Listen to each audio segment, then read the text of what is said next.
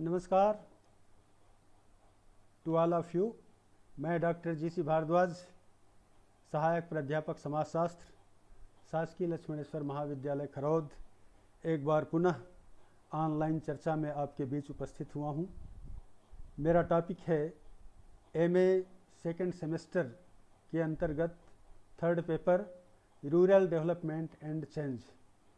भारत में सामाजिक परिवर्तन और विकास, इसके अंतर्गत फिफ्थ यूनिट में हम पंचायती राज व्यवस्था के ऊपर चर्चा करेंगे।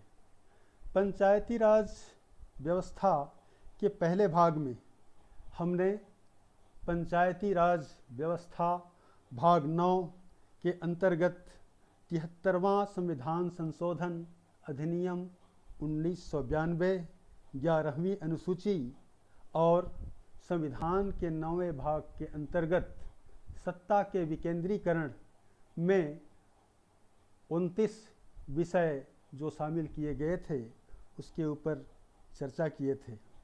आज दूसरे भाग में हम पंचायती राज व्यवस्था भाग 9 के प्रशासनिक पृष्ठभूमि के बारे में चर्चा करेंगे। प्रशासन जिस प्रकार सरकार के 3 प्रकार हैं, व्यवस्थापिका, न्यायपालिका और कार्यपालिका, उसी प्रकार प्रशासन के भी 3 भाग हैं। केंद्रीय भाग 5, राज्य भाग 6 और जिला भाग 9। केंद्रीय भाग 2 भागों में विभाजित है, राजनीतिक और प्रशासनिक। राजनीतिक भाग पुनः 2 भागों में विभाजित होता है, पहला है संवैधानिक और दूसरा प्रशासनिक। इसी प्रकार जो प्रशासनिक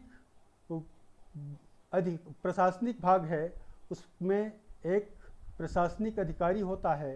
प्रशासनिक अधिकारी में जो कैबिनेट रैंक का प्रमुख सचिव होता है। संवैधानिक जो प्रमुख होता है वो राष्ट्रपति होता है और प्रशासनिक प्रमुख जो होता है केंद्रीय प्रशासन में प्रधानमंत्री होता है। राज्य भाग 6 के अंतर्गत राज्य प्रशासन को 2 भागों में विभाजित किया गया है। एक को कहते हैं राजनीतिक और दूसरा को कहते हैं प्रशासनिक। राजनीतिक विभाग पुनः 2 भागों में विभाजित है, पहले को कहते हैं कि राज्यपाल और दूसरे को कहते हैं मुख्यमंत्री। राज्य भाग में संवैधानिक प्रमुख राज्यपाल होता है और प्रशासनिक प्रमुख जो होता है मुख्यमंत्री होता है। प्रशासनिक अधिकारी राज्य भाग में मुख्य सचिव होता है और मुख्य सचिव राज्य का सबसे बड़ा अधिकारी होता है। कैबिनेट सचिव केंद्रीय भाग का प्रमुख होता है। इसी प्रकार इसके तीसरे भाग को कहते हैं जिला भाग 9। जिला भाग के अंतर्गत जिले की बॉडी आती है जिसको स्थानीय प्रशासन कहते हैं। स्थानीय प्रशासन पूर्ववत 2 भागों में विभाजित होता है, पहले को कहते हैं ग्रामीण भाग 9 और दूसरे को कहते हैं शहरी भाग 9A। ग्रामीण भाग में ग्राम पंचायत होता है और जो पुनः 2 भागों में विभाजित हो जाता है, एक को कहते हैं राजनीतिक और दूसरे को कहते हैं प्रशासनिक। राजनीतिक जो भाग है वो पुनः त्रिस्तरीय पंचायत नियम के अनुसार जिला पंचायत, जनपद पंचायत और ग्राम पंचायत में विभाजित हो जाता है। जिला पंचायत का जो प्रमुख होता है वो मुख्य कार्यपालन अधिकारी जिसको जिला सीओ कहते हैं और ऐसे ही इसका दूसरा खंड विकास खंड अध्यक्ष विकास खंड अध्यक्ष जो होता है दूसरे नंबर का ये राजनीतिक अमले का प्रमुख होता है और ऐसे ही पंचायत स्तर का जो प्रमुख होता है वो सरपंच होता है। प्रशासनिक अमले में सबसे ऊपर कलेक्टर होता है और या सीओ होता है, जनपद सीओ जो खंड स्तर पर होता है, और तीसरा ग्राम पंचायत स्तर पर जो होता है उसको सीओ कहते हैं, सचिव कहते हैं सारी।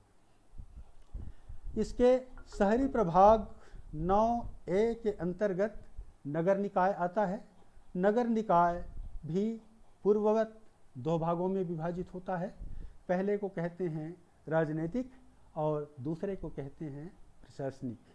राजनीतिक भाग के अंतर्गत नगर निगम में महापौर प्रमुख होता है, नगर पालिका में नगर अध्यक्ष, और ऐसे ही प्रशासनिक उसमें कलेक्टर प्रमुख होता है। और इस प्रकार ये इसके प्रशासनिक विभागों के विभाजन के पश्चात हम आगे इसको देखते हैं कि इसका औचित्य क्या है, इसकी भौगोलिक पृष्ठभूमि क्या है। अंग्रेजी शासनकाल में सामंती प्रथा लागू होने, पुलिस की स्थापना, दीवानी एवं फौजदारी न्यायालय की स्थापना, औद्योगिकरण और नगरीकरण के कारण बढ़ रही लोगों में व्यक्तिवादिता ने पंचायत में विघटन को जन्म दिया, जिसके फलस्वरूप ग्रामों में व्यवस्था बनाए रखने के लिए पंचायती राज व्यवस्था की आवश्यकता अनुभव हुई। साइमन कमीशन की रिपोर्ट और विकेंद्रीकरण के लाभ इस क्षेत्र में कारगर सिद्ध हुए और सबसे पहले 1919 में बंगाल अधिनियम पारित हुआ। उसके बाद 1920 में मुंबई, मध्य प्रदेश और उत्तर प्रदेश में पंचायत अधिनियम लागू किया गया। क्रमशः उड़ीसा, आसाम और पंजाब की सरकारों ने समय समय पर पंचायत अधिनियम पारित करके इसकी स्थापना की। स्वतंत्र भारत में पंचायतों की स्थापना पर विशेष जोर दिया गया है। पंचायत शब्द का प्रयोग 5 पंचों की एक सभा के लिए होता है, जो गांव के सामूहिक मामले में अपना निर्णय देती है। यह स्थानीय स्वशासी संस्था है। भारत के संविधान में 40वें अनुच्छेद में लिखा है, राज्य को ग्राम पंचायतों को संगठित करना होगा और उन्हें ऐसी शक्ति प्रदान करना होगा जिससे वे स्वशासी संस्था के रूप में कार्य कर सके। आज़ादी के बाद 1993 तक प्रत्येक राज्य अपनी इच्छानुसार पंचायतों का गठन, निर्वाचन और कार्यवाही का काम करते थे, मगर 73वें संशोधन के बाद राज्य विधि के अनुसार पंचायतों का गठन, निर्वाचन और कार्यवाही करने के लिए बाध्य है। आज हम पंचायती व्यवस्था में महिलाओं की भागीदारी के ऊपर चर्चा करते हैं। भारत एक ग्राम प्रधान लोकतांत्रिक देश है। लोकतंत्र की शुरुआत गांव की निम्नतम इकाई पंचायत से शुरू होती है। लोकतंत्र की शुरुआत पंचायत से शुरू होती है, इसलिए निम्न तबके के लोगों के सामाजिक कल्याण और विकास का कार्यक्रम तय करना पंचायत की प्रमुख जिम्मेदारी होती है, जो स्थानीय स्वशासन के रूप में अपने महत्वपूर्ण भूमिका अदा करने का काम कर रही है। 1959 में बलवंत राय मेहता कमेटी की सिफारिश पर यह प्रारंभ हुई, मगर यह पूर्णतः सफल सिद्ध नहीं हुई, असफल सिद्ध हुई। देखा गया कि अनुसूचित जाति, जनजाति और अन्य पिछड़े वर्ग के साथ साथ महिलाओं को इस पंचायत में जो भागीदारी मिलना चाहिए, जो लाभ मिलना चाहिए, वो लाभ उनको नहीं मिल पाया। कारण ये था कि जिन लोगों के उत्थान के लिए इस प्रकार की योजना प्रारंभ की गई थी, वो असफल साबित हुआ। फिर 73वें संविधान संशोधन और 74वें संविधान संशोधन के माध्यम से 1/3 महिलाओं के लिए आरक्षण का प्रावधान किया गया और आज की डेट में 10 लाख से ऊपर महिलाएं त्रिस्तरीय पंचायत में अध्यक्ष और सदस्य के रूप में कार्यरत हैं, जो समाज के लिए गर्व का विषय है। उदाहरण के लिए हम देखें तो फातिमा बिन आंध्र प्रदेश, सविता बेन और सुधा पटेल गुजरात, उर्मिला यादव हरियाणा, गुड़िया बाई मध्य प्रदेश और इंदु बंजारे छत्तीसगढ़ इस क्षेत्र में महिलाओं का प्रतिनिधित्व करने का गौरव प्राप्त हुआ है। 73वें संविधान सभा में उदाहरण के आधार पर पहले देखें तो राजस्थान, 73वें संविधान के पहले राजस्थान के बाड़मेर जिले में कोई महिला निर्वाचित नहीं हुई थी, लेकिन जैसे 73वें संविधान संशोधन लागू होने के बाद 1995 के चुनाव में 380 ग्राम पंचायत में 129 महिला सरपंच चुनी गई, 33.99, जो एक गर्व का विषय है। ऐसे ही 4170 वार्ड में 1300 पंच विभिन्न वार्ड में पंच निर्वाचित हुए। मध्य प्रदेश के इतिहास में पहली बार अनुसूचित जाति जनजाति के 1,44,735 प्रतिनिधि चुने गए, जिसमें 48,993 महिलाएं थीं। इसी प्रकार ओबीसी के 82,504 प्रतिनिधि चुने गए, जिसमें 26,735 महिलाएं निर्वाचित हुई थी। इसी प्रकार सामान्य वर्ग के महिलाओं को देखें तो 61,993 महिलाएं निर्वाचित होकर आईं। आज जीवन के प्रत्येक क्षेत्र में महिलाएं अपनी भूमिका का निर्वाह करते हुए दिखाई देती हैं, जो महिलाओं की पंचायती राज व्यवस्था में भागीदारी की कहानी स्वयं कहती है। ग्राम पंचायतों के दोष और असफलता। ग्राम पंचायतों के दोष और असफलता के कई कारण हैं, पॉइंट वार इसकी चर्चा हम करेंगे। जैसे अशिक्षा, अज्ञानता, अंधविश्वास के कारण स्थितियां यह हो गई जैसे बंदर के हाथ में कुल्हाड़ी। इसके संबंध में चंद पंक्तियां कहना चाहूँगा। भारत बसता गाँव में हम जी रहे हैं जिसकी छाँव में, भारत बसता गाँव में हम जी रहे हैं जिसकी छाँव में, चावल रोटी कपड़े देता न्यू बरगद की छाँव, चावल रोटी कपड़े देता न्यू बरगद की छाँव, नशाखोरी पनप रही पेड़ सारे कट रहे, कहते हैं सीना ठोक के बदल रहा है गाँव, बदल रहा है गाँव। देखें तो इसकी जो कमियां हैं, दोष हैं, पहला है तनाव और संघर्ष। चुनाव के दौरान बहुत अधिक मात्रा में संघर्ष और तनाव की स्थितियां गाँव में देखने को मिलती है। दूसरा है दलबंदी। पहले दलबंदी का माहौल गाँव में नहीं था, दलविहीन था। आज पंचायती राज लागू होने के बाद गुटों में बंट गए हैं, जिसके कारण हिंसा, आगजनी, मारपीट आदि घटनाएं घटित होती है। तीसरा इसका दोष है जातिवाद। जातिवाद का जो दंश है वो चुनाव के दौरान गांव में सामने आता है, जो देखने को मिलता है। फोर्थ है भ्रष्टाचार। स्वर्गीय राजीव गांधी ने एक बार कमेंट किया था ग्रामीण विकास के संबंध में, यदि हम 100 रुपया खर्च करने की बात करते हैं पंचायत में, तो 95 रुपये रास्ते के बिचौलिए खा लेते हैं और केवल 5 रुपये गांव तक पहुंचता है। ये स्थितियां हैं। तो रिश्वतखोरी और भ्रष्टाचार को बढ़ावा मिला। पांचवा है प्रजातांत्रिक भावना का ह्रास। लोगों में प्रजातांत्रिक भावना का ह्रास देखने को मिलता है। राजनीतिक दलदल।